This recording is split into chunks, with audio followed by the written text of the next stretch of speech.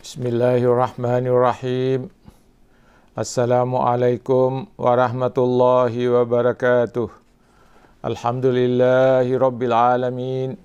Wassalatu wassalamu ala ashrafil anbiya'i wal mursalin. Sayyidina wa maulana Muhammadin wa ala alihi wa sahbihi ajma'in. Amma ba'd. Para pendengar, para penonton, para pencinta ilmu yang dirahmati Allah Subhanahu wa Ta'ala. Pertama-tama marilah kita panjatkan puja dan puji syukur kehadirat Allah Subhanahu wa Ta'ala atas segala rahmat dan karunia yang dianugerahkannya kepada kita sekalian hingga pada hari ini, sehingga kita tetap dalam keadaan sehat walafiat. Selanjutnya, untuk mengisi sarapan rohani pagi pada hari ini, Kamis 3 September 2020. Saya ingin menyampaikan rangkuman ke-8 dari ceramah terakhir Rasulullah sallallahu alaihi wasallam. Para pendengar, para penonton, para pencinta ilmu yang dirahmati Allah Subhanahu wa Ta'ala. Semangat dari pesan Rasulullah yang pertama ingin saya sampaikan adalah tunaikanlah setiap amanat yang engkau terima. Jangan mengkhianati amanat itu.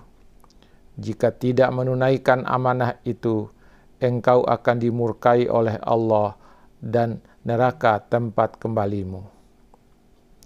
Hal ini ditegaskan oleh Rasulullah dalam pesannya, dalam ceramahnya yang terakhir. Beliau mengatakan, barang siapa yang mengkhianati suatu amanat, tidak menunaikan suatu amanat di dunia ini, dan tidak mengembalikannya kepada pemiliknya, dia mati dalam keadaan bukan Islam.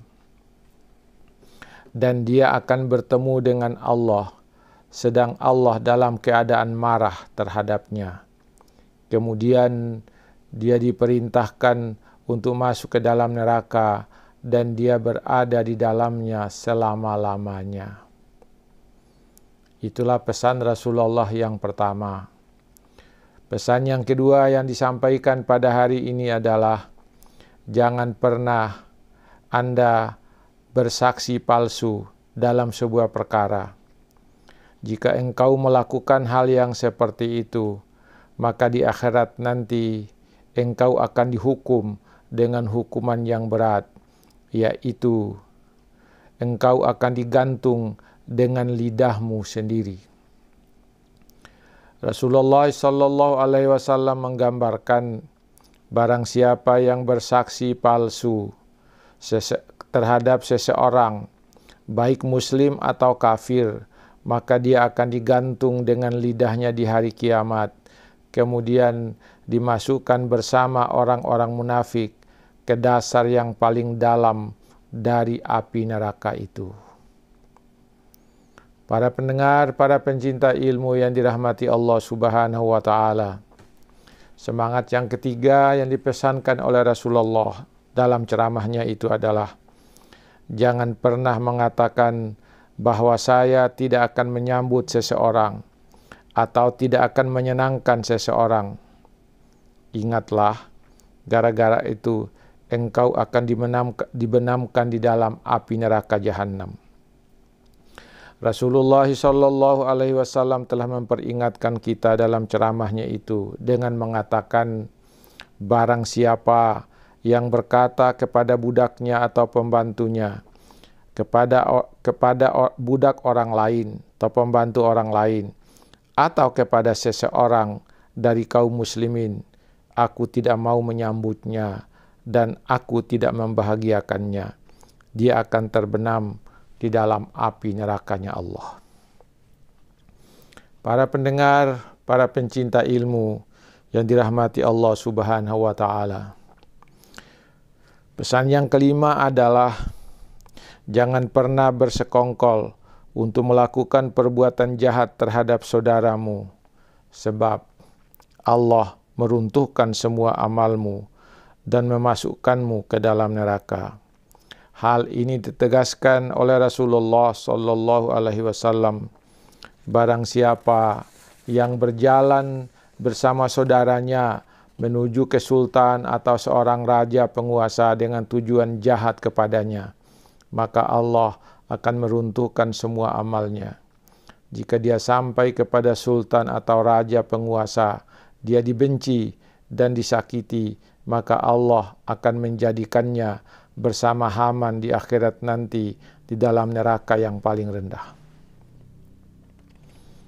Yang keenam, pesan Rasulullah, jangan pernah membaca Al-Quran dengan riya dan sum'ah. Jika engkau melakukan hal demikian, maka hukumanmu di akhirat sangat berat. Rasulullah sallallahu alaihi wasallam menyatakan hal demikian dalam ceramahnya. Barang siapa yang membaca Al-Quran dengan riya dan sum'ah atau menginginkan dunia dengan Al-Quran itu, maka dia akan mendapat hukuman yang berat sebagai berikut. Yang pertama, kelak dia akan bertemu dengan Allah, sedang wajahnya tinggal tulang belulang semua, tidak adalah dagingnya. Yang kedua, Al-Quran diletakkan di punggungnya hingga dia dilemparkan masuk ke dalam neraka. Yang ketiga, lalu dia dijatuhkan ke dalam neraka bersama orang-orang yang berdosa lainnya ke dalam neraka jahanam, kata Rasulullah. Yang ketujuh, pesan yang disampaikan adalah, engkau jangan hanya membaca dan memahami isi Al-Quran, tetapi engkau tidak mengamalkannya. Jika engkau tidak mengamalkan Al-Quran, maka engkau akan dibangkitkan dalam keadaan buta oleh Allah Subhanahu wa Ta'ala. Hal ini dinyatakan oleh Rasulullah sallallahu alaihi wasallam dalam ceramahnya. Barang siapa yang hanya membaca Al-Quran, memahami ayat-ayat yang dibaca, tapi tidak mengamalkannya, maka Allah akan membangkitkannya di hari akhirat nanti dalam keadaan buta. Lalu dia bertanya, wahai Tuhanku, mengapa engkau mengumpulkan aku dalam keadaan buta? Padahal dulu aku bisa melihat. Tuhan menjawab, hal itu terjadi karena telah datang kepadamu ayat-ayat kami, lalu engkau melupakannya. Demikian pula halnya pada hari ini, engkau dilupakan, kemudian diperintahkan untuk dimasukkan ke dalam penjaranya Allah Subhanahu wa Ta'ala. Hadirin kaum muslimin, para pendengar, para penonton yang dirahmati Allah Subhanahu wa Ta'ala, demikianlah sarapan pagi pada hari ini yang dapat saya sampaikan. Semoga ini menjadi renungan kita sekalian, menjadi bahan pemikiran kita sekalian, menjadi peringatan bagi kita sekalian. Semoga ini ada manfaatnya bagi kita sekalian. Lebih dan kurangnya mohon dimaafkan. Assalamualaikum warahmatullahi wabarakatuh.